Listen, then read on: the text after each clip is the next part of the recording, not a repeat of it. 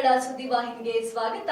ನಾನು ಸಂಗೀತಾ ಭಟ್. ಕರ್ನಾಟಕ ಸರ್ಕಾರ ಉತ್ತರ ಜಿಲ್ಲಾ ಕಾಂಗ್ರೆಸ್ ಪಕ್ಷದ INBCWS ವತಿಯಿಂದ ಉತ್ತರ ಜಿಲ್ಲಾಧ್ಯಕ್ಷರಾದ ಮೋಹನ್ ಕುಮಾರ್ ಜಿ ಅವರು ಕಾರ್ಮಿಕರಿಗೆ ಸಿಹಿ ಊಟ ಹಾಗೂ ನೆನಪಿನ ಕಾಣಿಕೆಯನ್ನ ಕೊಡುವ ಕಾರ್ಯಕ್ರಮವನ್ನ ಹಮ್ಮಿಕೊಂಡಿದ್ದರು.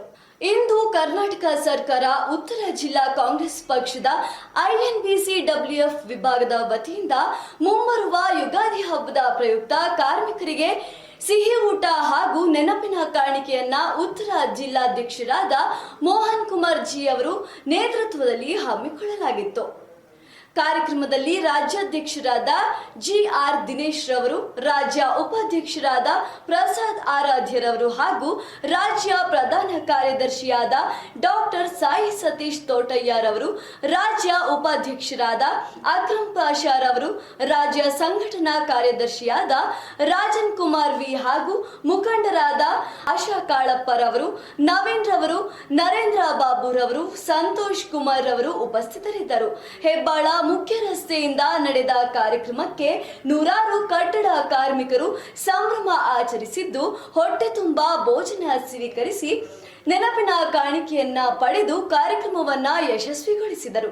ಇದೇ ಸಂದರ್ಭದಲ್ಲಿ ಅಧ್ಯಕ್ಷರು ಮಾತನಾಡಿ, ಕಾರ್ಮಿಕ ರೆಕಾರ್ಡ್ ತುಂಬಾ ಅಗತ್ಯವಿದೆ, ಅದರಲ್ಲಿ ಸಿಗುವ ಸೌಲಭ್ಯಗಳು ತುಂಬಾ ಉಪಕಾರಿಯಾಗಿದೆ ಎಂದರು. ಹಾಗೆ ರಾಜ್ಯ ಪ್ರಧಾನ ಕಾರ್ಯದರ್ಶಿ ಮಾತನಾಡಿ, ಈ ರೀತಿಯ ಎಲ್ಲ ಕಾರ್ಯಕ್ರಮಕ್ಕೂ ನಮ್ಮ ಬೆಂಬಲವಿರುತ್ತದೆ, ಇದನ್ನ ಇನ್ನೂ ದೊಡ್ಡ ರೀತಿಯಲ್ಲಿ ಮಾಡೋಣ ಎಂದು ಬೆಂಬಲವನ್ನ ಸೂಚಿಸಿದರು.